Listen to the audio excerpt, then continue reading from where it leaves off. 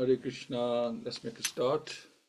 Jai Radha Madhava, Jaya Kunja Bihari, Jai Radha Madhava, Jaya Kunja Bihari, Jaya Gopijana Vallabha, Jaya Giravardhari, Jai Gopijana Vallabha, Jai Giravardhari,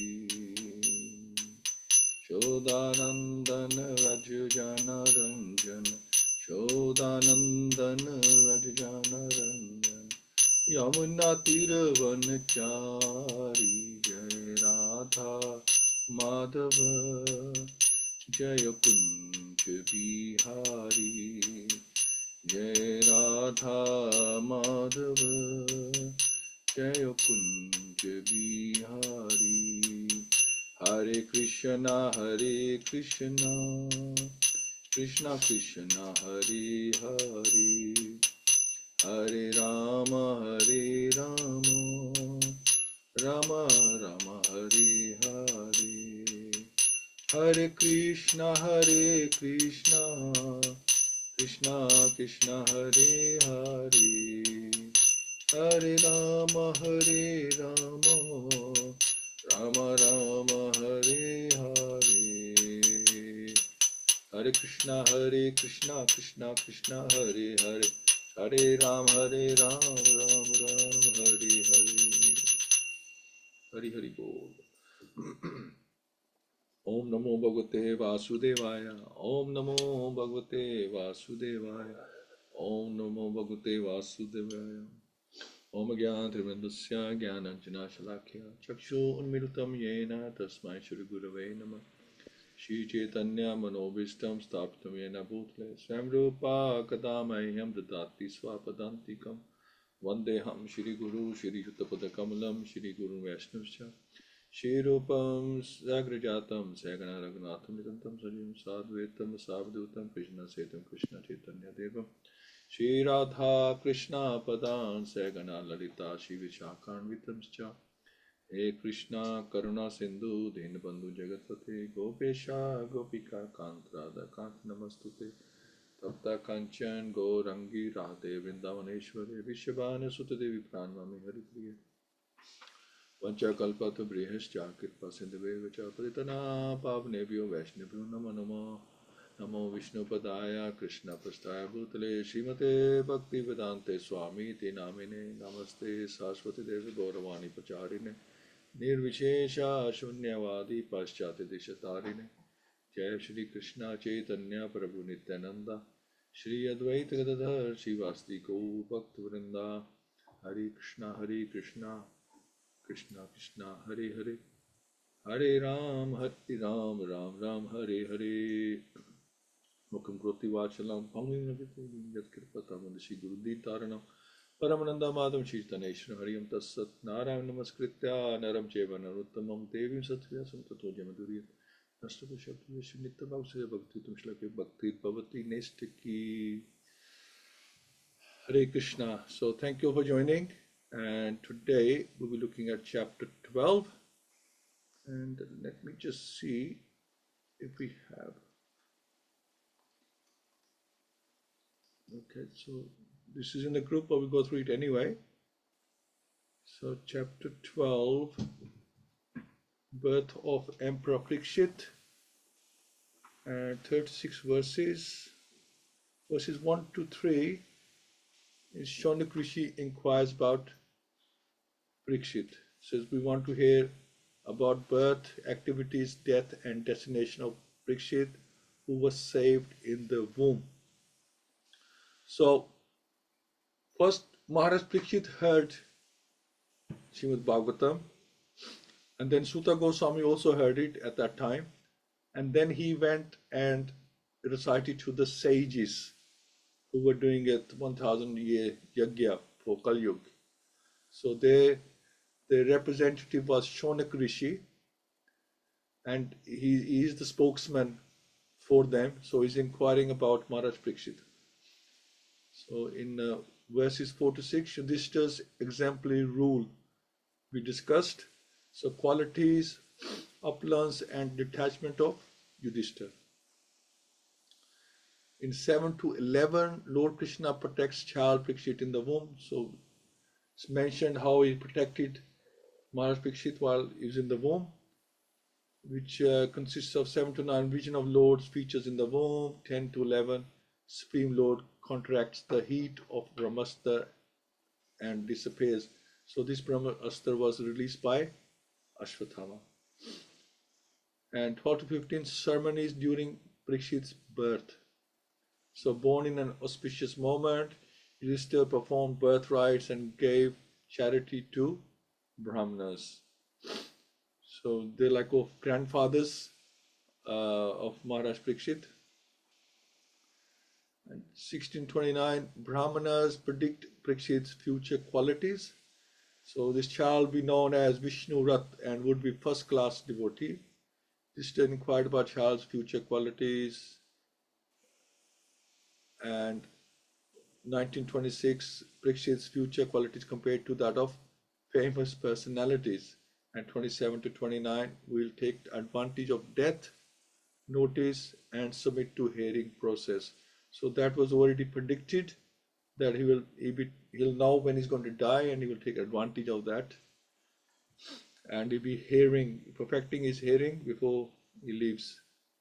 And then we have 30 to 36, Parikshit's growth and Yudhishthira's performance of Yajna. So 30 to 31, Parikshit's constant search for the Lord while he was growing. That's why his name was Parikshit. He was examining every face, where is that face that I saw in the womb. 30 to 35, Yudhishthira performs whole sacrifice under Krishna's direction. And then 36, Krishna returns to Dwarka with Arjun. So that is the format for this chapter. So let's make a start on the first verse. Stop sharing this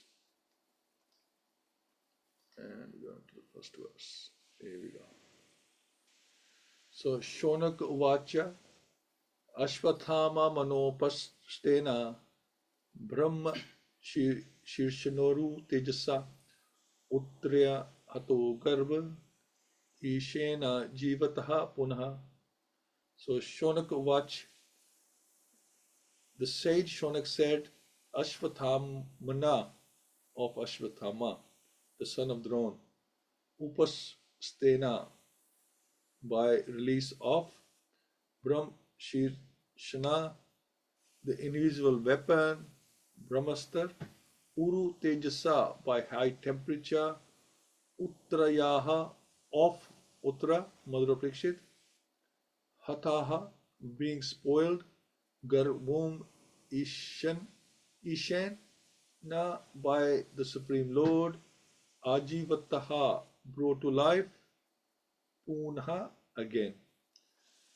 Okay, so the sage Shonak said, the womb of Uttara, mother of Maharaj Parikshit, was spoiled by the dreadful and invincible Brahmastra weapon released by Ashwathama.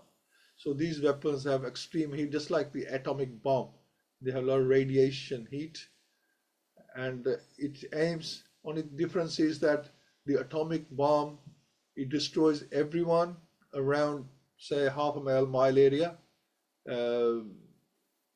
diameter, whereas these divine or say celestial weapons, they destroyed named target, whoever they're named for. So Ashwathama wanted to kill off Maharaj Parikshit because he was only one left in the dynasty, or will be after the Pandavas have left. And he was going to be king. The sage assembled in the forest of Naimisharanya inquired from Sutta Goswami about the birth of Maharaj Parikshit. But in the course of the narration, other topics like the release of Brahmastra by the son of Drona, his punishment by Arjun, Queen Kunti Devi's praise, the Pandavas visit to the place where Bhishmadev was lying, his prayers, and thereafter the Lord's departure for Dwarka were discussed. His arrival at Dwarka and residing with the 16,000 queens, etc., were narrated. The sages were absorbed in hearing such descriptions, but now they wanted to turn to the original topic, and thus the inquiry was made by Shaunak Rishi. So the subject of the release of the Brahmastra weapon by Ashwatthama is renewed. So this was all discussed before, but now because we talk about Maharaj's birth, so it's been revived, the topics are revived again. So in this chapter, we're going back to the scene where Ashwatthama releases the Brahmastra towards Uttara's womb. Sutta Goswami got sidetracked into the topics of Krishna leaving Hastinapur and arriving at Dwarka. Okay, so we were discussing that earlier, and then but because Krishna was leaving, so started discussing that topic as well, and now they come back to the topic they were discussing earlier in the early chapters. Okay, so in 2, Tasya Janma Mahabuddhe Karmani Cha Mahatmanah Nidhanam Cha Yathaivasit Sapritya Gataman Yatha. Tasya, his of Maharaj Parikshit, that is Janma birth, Mahabuddhe, of great intelligence, Karmani activities, Cha also Maha-Atmana, of the great devotee, Nidhanam demise, Cha also Yatha as it was, Eva of course, Asit happened, Saha he Pretya destination after death, Gattavan achieved, Yatha as it were. So how was the great Emperor Parikshit, who was a highly intelligent great devotee, born in that womb? How did his death take place, and what did he achieve after his death? Okay, so that's what they're asking. So the king of Hastinapur, which is now called Delhi, used to be emperor of the world, at least till the time of the son of Emperor Parikshit. Maharaj, so that was like the capital of the world, where the Hastinapur was the capital of the world, not just India, or capital of the world 5,000 years ago. Maharaj Parikshit was saved by the Lord in the womb of his mother, so he could certainly be saved from an untimely death due to the ill will of the son of Brahman. Because the age of Kali began to act just after the assumption of power by Maharaj Parikshit, the first sign of misgivings was exhibited in the cursing of such a greatly intelligent and devoted king as Maharaj Parikshit. The king is the protector of the helpless citizens, and their welfare, peace, and prosperity depend on him.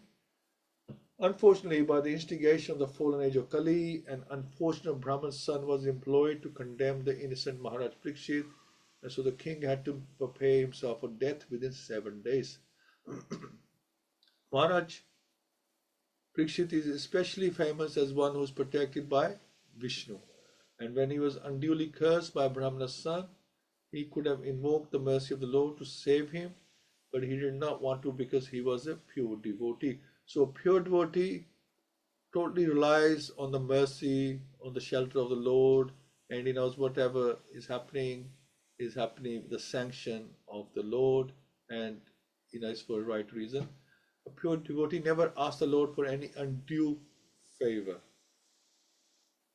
So he doesn't want to go like change the course of destiny.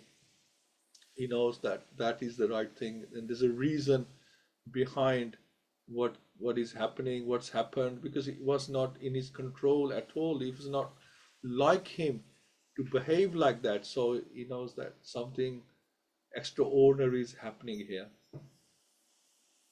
Maharaj Parikshit knew that the curse of Brahman's son upon him was unjustified, as everyone else knew, but he didn't want to contract it because he knew also that the age of Kali had begun, and the first symptom of the age, namely degradation of the highly talented Brahman community, had also begun. So the action of that boy, it degraded the whole Brahman community. He was representing the Brahmanas, so the whole Brahman community from then on was degraded. He did not want to interfere with the current of the time, but he prepared himself to meet death very cheerfully and very properly. He is a Kshatriya. Being fortunate, he got at least 7 days to prepare himself to meet death. So at least he had 7 days notice. And so he properly utilized the time in the association of Shukdev Goswami, the great saint and devotee of the Lord. So, so it's mentioned that Maharaj Parikshit was an extraordinary personality. We want to know about his activities, not only about his birth. So that's what the sages were asking.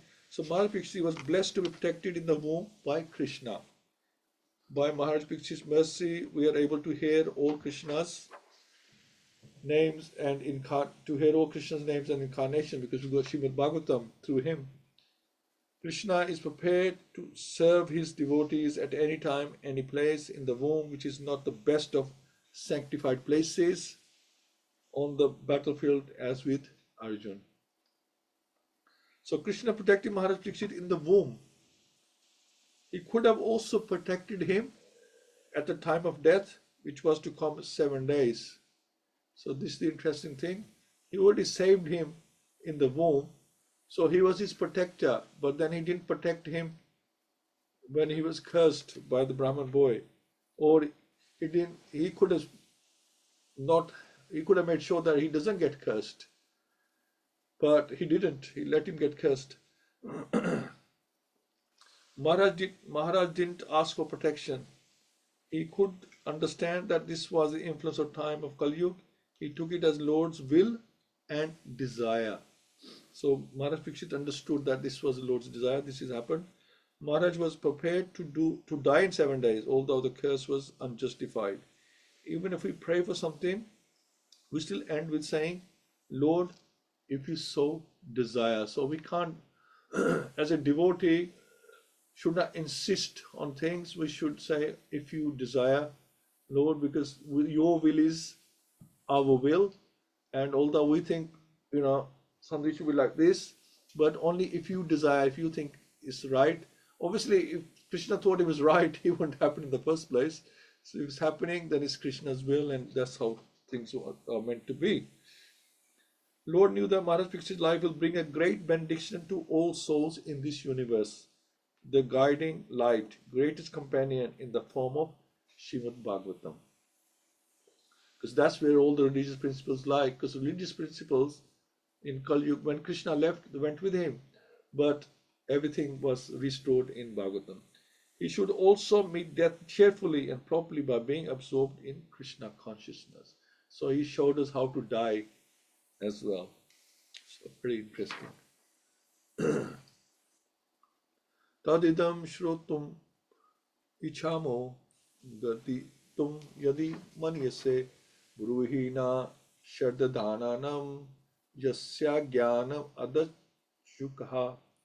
So tatolidam dishrotum, to hear, ichamaha, all willing, gaditum, to narrate, yadi, if, manyase, you think, bruhi, please speak, na, we, shardadhanam, who are very much respectful, yasya, whose, jnanam, transcendental knowledge, adat, delivered, shukha, Shri Gurudev, so Shukadev Goswami. So we all respectfully want to hear about him, to whom Shukadev Goswami imparted transcendental knowledge. Please speak on this matter. So Maharaj Parikshit is special, and the sages want to know more about him.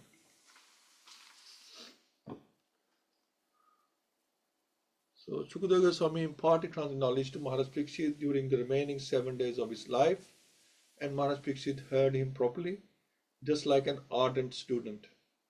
The effect of such a bona fide hearing and chanting Śrīmad-Bhāgavatam was equally shared by both hearer and the chanters. They're both very enthusiastic. Both of them were benefited. After 9 different transcendental means of service to the Lord prescribed in the Bhagavatam, either all of them or some of them, or even one of them, are equally beneficial if properly discharged, which we can't do properly. We can't discharge them properly, so we do a bit of everything. Maharaj Parikshit and Shukadeva Goswami were serious performers of the first two important items, namely the process of chanting and the process of hearing, and therefore both of them were successful in their laudable attempt. Transcendental realization is attained by such serious hearing and chanting, and not otherwise. There is a type of spiritual master and disciple much advertised in this age of Kali. It is said that the master injects spiritual force into the disciple by an electrical current generated by the master. And the disciple begins to feel the shock. He becomes unconscious, and the master weeps for it, exhausting his store of the so-called spiritual assets. Such bogus advertisement is going on in this age, and the poor common man is becoming the victim of such advertisement. So anything that's advertised effectively, we fall for it, don't we? It's very easy. We do not find such folk tales in the dealings of Shukadeva Goswami and his and his great disciple Maharaj Parikshit. The sage recited Śrīmad-Bhāgavatam in devotion, and the great king heard him properly. The king did not feel any shock of electric current from the master, nor did he become unconscious while receiving knowledge from the master. One should not therefore become a victim of these unauthorized advertisements made by some bogus representative of Vedic knowledge. The sages of Naimisharanya were very respectful in hearing about Maharaj Parikshit, because of his receiving knowledge from Shukadeva Goswami by means of ardent hearing. Ardent hearing from the bona fide master is the only way to receive transcendental knowledge. And there is no need for medical performances or cult mysticism for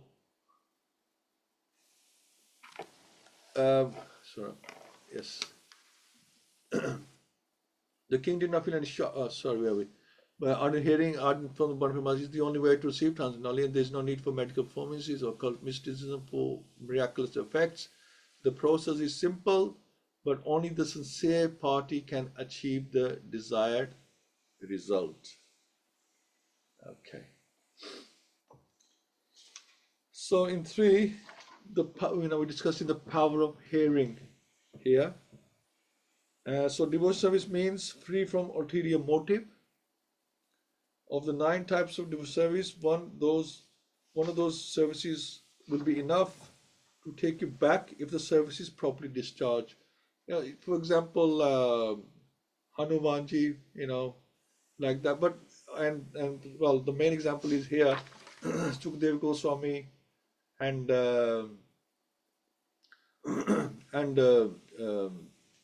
Maharaj Parikshit. One is hearing and one is doing kirtanam or reciting. Kirtan can mean anything. If you're glorifying the Lord, that's also kirtan, like that. So they are doing perfectly. So they will be perfected by that process. We don't do things in a perfect way, especially in Kali Yuga. It's very difficult because our minds are not steady, our bodies are not strong, and so we can't do things perfectly right now. So, and Krishna likes variety, so this is why we have 9 processes of bhakti, and we should try and do them as much as possible.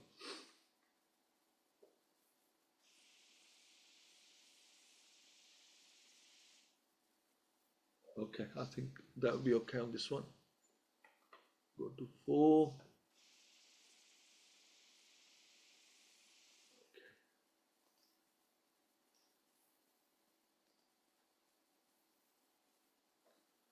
Suta Uvacha Apipala Dharma Rajaha Pitravad Ranjayan Prajaha Nihispraha Sarva Kamebhya Krishna Padan Sevaya.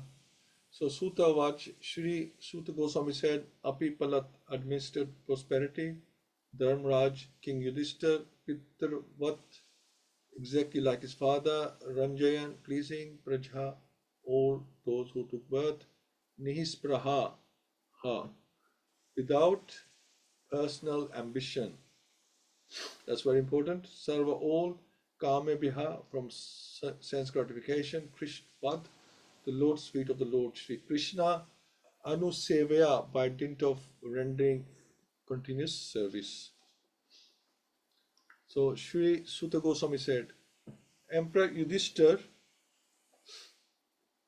administered generously to everyone during his reign.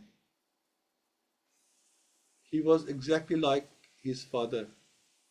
He had no personal ambition and was freed from all sorts of sense gratification because of his continuous service onto the Lord's feet of Lord Krishna.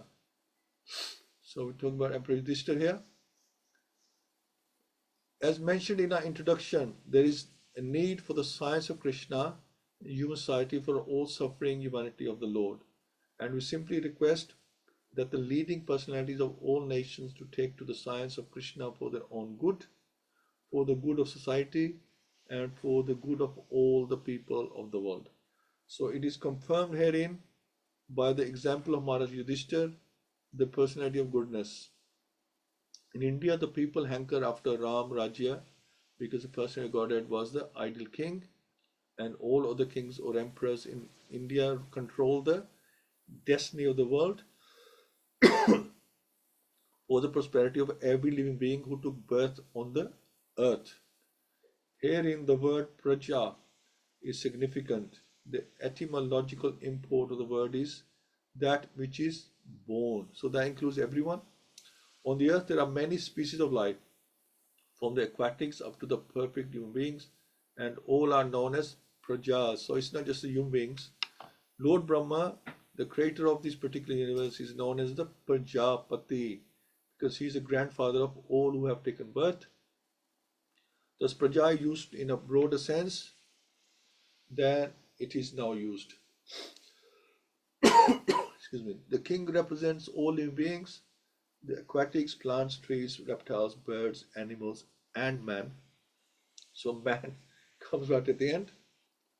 Every one of them is a part and parcel of the Supreme Lord, and the king, being the representative of the Supreme Lord, is duty bound to give proper protection to every one of them.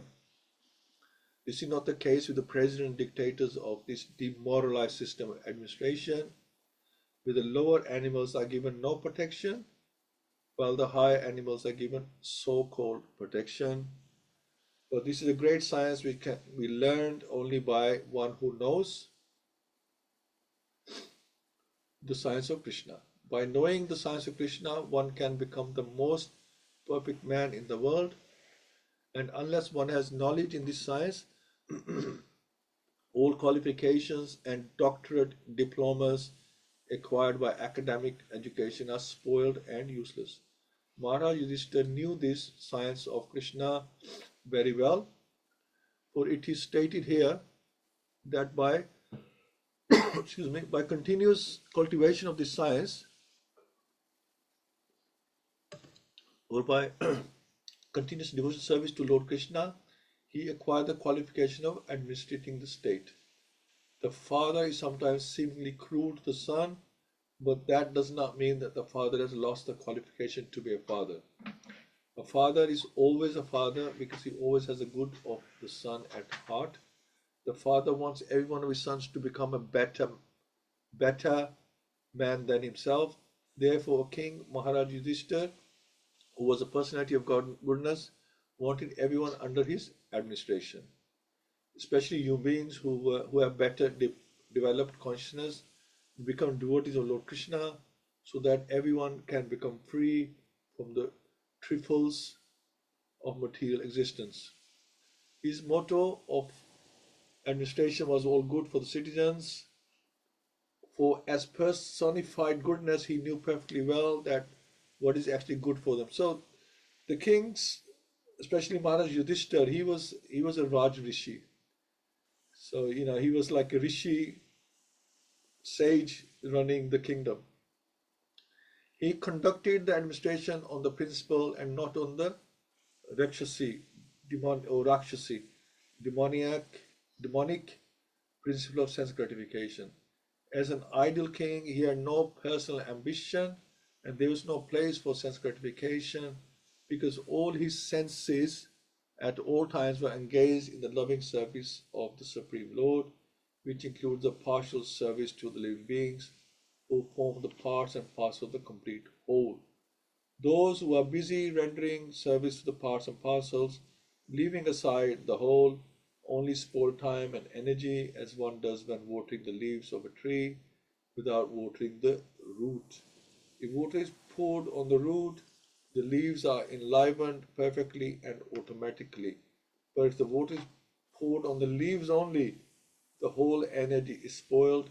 Maharaj Yudhishthira therefore was constantly engaged in the service of the Lord, and thus the parts and parcels of the Lord, the livings under his careful administration, were perfectly attended with all comforts in this life and all progress in the next. That is the way of perfect management of state administration. So we talk about Maharaj Parikshit, and now we just jumped onto Maharaj Yudhishthira. So he's the exemplary leader. That's the reason we want to show his the dynasty of Maharaj Parikshit. So we should take on Krishna consciousness for our own good of the family and everyone around us. And thus, king is the same. The living beings are energy of Krishna, and serving them is like serving Krishna. Krishna conscious leaders like Maharaj Yudhishthira, the personal godness, he knew how to make everyone perfectly happy in the kingdom. This is why Krishna was determined to make him king, because he knew how to make everybody happy in the kingdom. Not just humans, but all other entities as well. While Duryodhan was like the king or his father, they were like more interested in their own gratification, and they would abuse and violate, their authority. So Maharaj Yudhishthira wanted to instill spirituality in the citizens, which that would not happen under Duryodhan. This is why Krishna wanted him to take the throne. It was his by right anyway. Plus, there was no Krishna conscience under the rule of Duryodhan. So now we know why this war had to happen, why this change had to be made. It was a costly war in every respect, but it was important. So thank you so much, and we can now discuss. And okay, so I think Prabhu needs to leave. So Kiran Prabhu, please go ahead and please share your realizations, your views. Hare Krishna, everybody. Hare Krishna. Chapter 11. Can you believe it? We have together traveled to chapter 11. And Parikshit is a very significant character in our understanding of what's happening in the Śrīmad-Bhāgavatam. It was because of Parikshit that the sages assembled to discuss the purposes, the 5 or 6 significant questions. And these were lessons for all humanity, and hence this is a chapter devoted to the life of Parikshit. Hastinapur was not just New Delhi or Delhi, it was the center of the universe and the center of the whole of administration of the world as we know it. But on the departure of Krishna and one of the legs of the bulls, one of the legs of the cows being removed, we knew that Kali Yuga was just about to descend. This was the time when the Brahmins, their approaches, their behaviors, their duties their administration and their bhakti was tainted, such that they became degraded. And the hallmarks or the writing was on the wall that Kali Yuga had started to descend on the earth as we knew it, and as we know it, because Kali Yuga is well in its process. And yes, we are in the early days. These are the golden age of the Kali Yuga. Can you imagine how worse it's going to get? But it is what it is, and we have to be mindful because Krishna is protecting his devotees. As long as we are engaged in the 9 limbs or the 9 processes of bhakti, there is some kavach shield that will enable us to be less influenced by the processes and the impact of the Kali Yuga as we knew it. Parikshit was not just any old person. He heard the Śrīmad-Bhāgavatam whilst he was in the womb of his mother. He was one who was able to look at the concepts of desire, because he was an ideal emperor, not an emperor who is interested in gains on the basis of duplicity, corruption, exploitation, and wanting to get rewards for something that he does or she does. He was purely interested in the well-being of society and citizens. That is like an ideal king. And an ideal king was the one that we have got mentioned. And the ideal king was Yudhishthira as well, a Raja Rishi, not just a Rishi, but a Raja Rishi. And because these are individuals who have been influenced by the Prajapatis, the Brahmas, who have instilled and embodied and distilled the knowledge to these kings and emperors so they can rule their kingdoms with grace and with dignity for the benefit of the whole of humanity.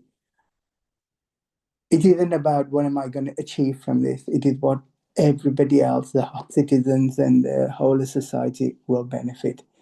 That is what Parikshit was there for. And this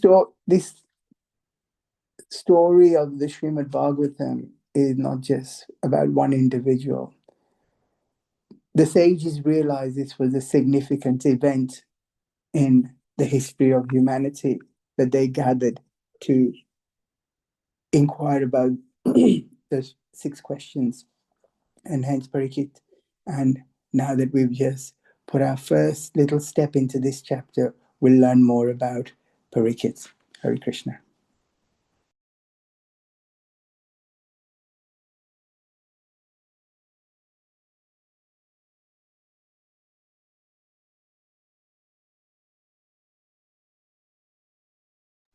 Hello, can you hear me?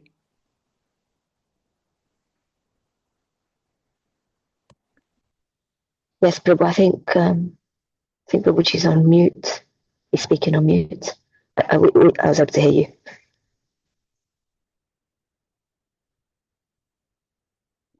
We'll have to leave a message to say we're on. Yeah, I think he's just realised. Sorry, second time I've done this now. I should stop muting myself, then I forget I've done it. Thank you, Mataji. Okay, Hina Mataji. Hare Krishna, Prabhu. Thank you so much. Please accept my humble obeisances or glories to Srila Prabhupada. I think for me, the key things were reflecting on how the leaders previously had such responsibility for the entire kingdom in this example, in terms of how Parikshit Maharaj was, an ideal ruler. And when we talk about the kingdom back in the day, it included all living entities, and this was possible, I think, because they had the Vedic wisdom, they were Krishna conscious, they were self-realized as well. And I think I was thinking about how this is really the key, to have the insight to be able to see beyond our outside coverings, our material bodies, and everybody else's bodies, and see the essence in everyone, including respect for Mother Nature, or non-moving entities like trees and land, which is fairly lacking today. And this vision means that they see the spiritual soul in everyone, and that's enough to resolve all social, societal problems of the world as well that we see today.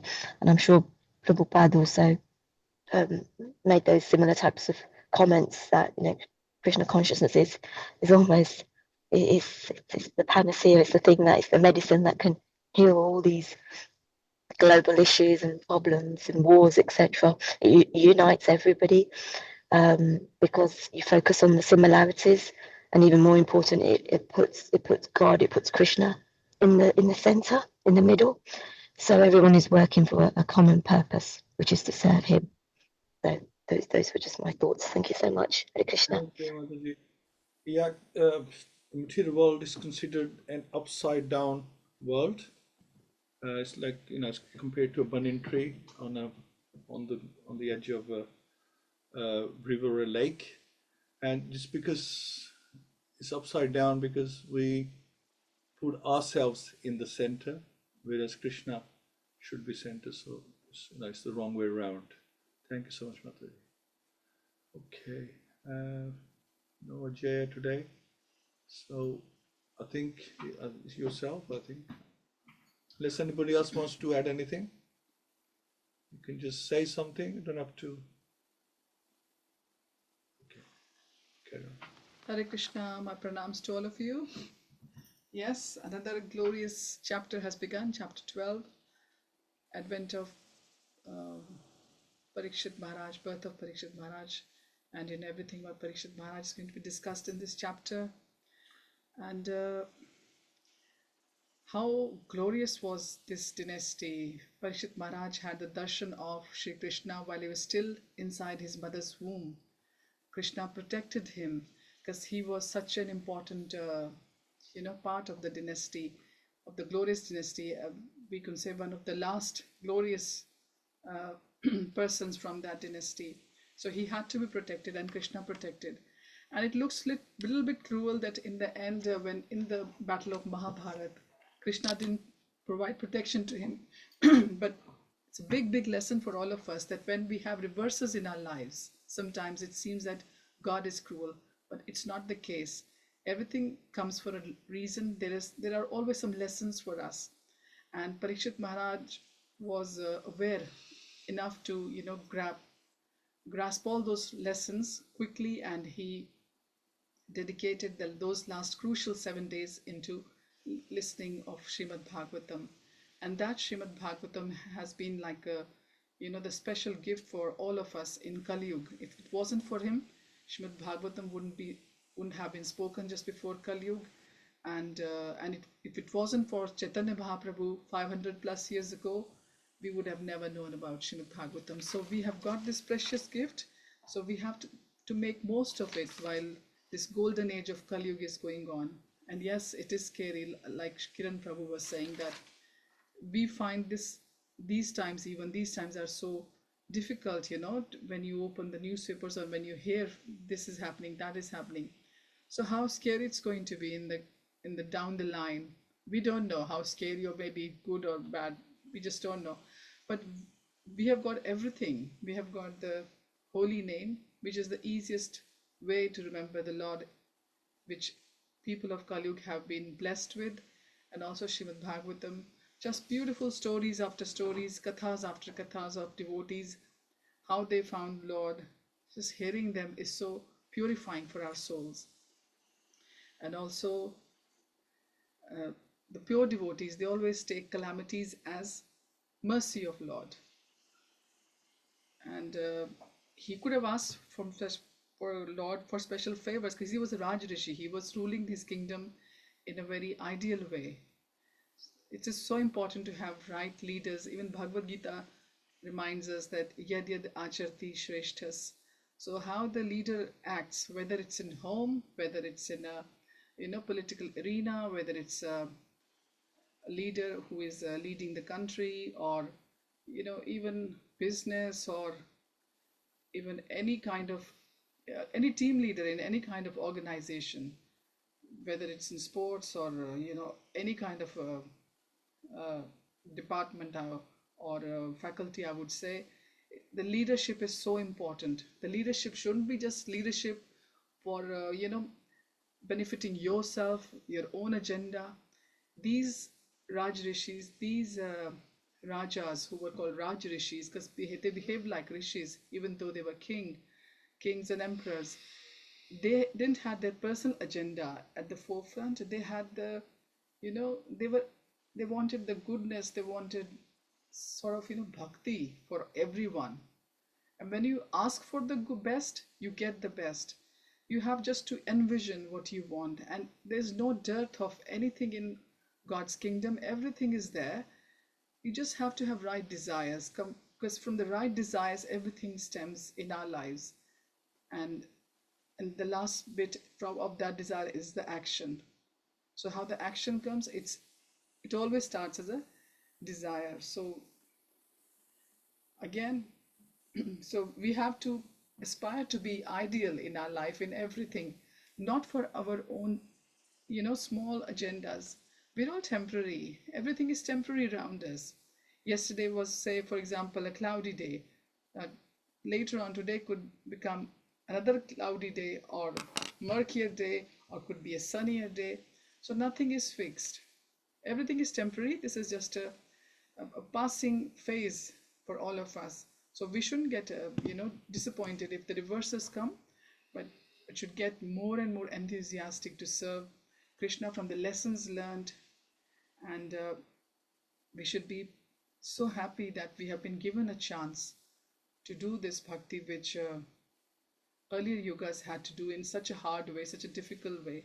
So let's hope we will please Damodar in this Damodar month with our little endeavor, and his causeless mercy will keep flowing for all of us.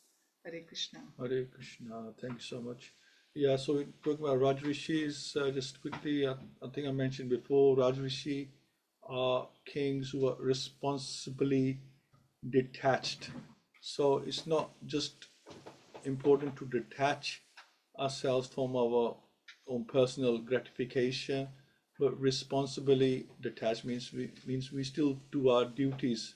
It's not like completely renounce everything and now we're going to not do anything. We still do our karma or our varnashma dharma, we follow that, but in a detached way. And the reason they could do that is because they put Krishna in the center. And so we had these Raj Rishis, we had the emperors of the world, but even great dynasties, time is so powerful that it devours everything. It devours the great dynasties from time memorial. Even Raj Rajya, Ram Gaya, Ravan Gaya. So everybody from this world is the law of this world that everybody has to live because time is king here, and it's powerful. Even devours spirituality, which has to be revived again and again.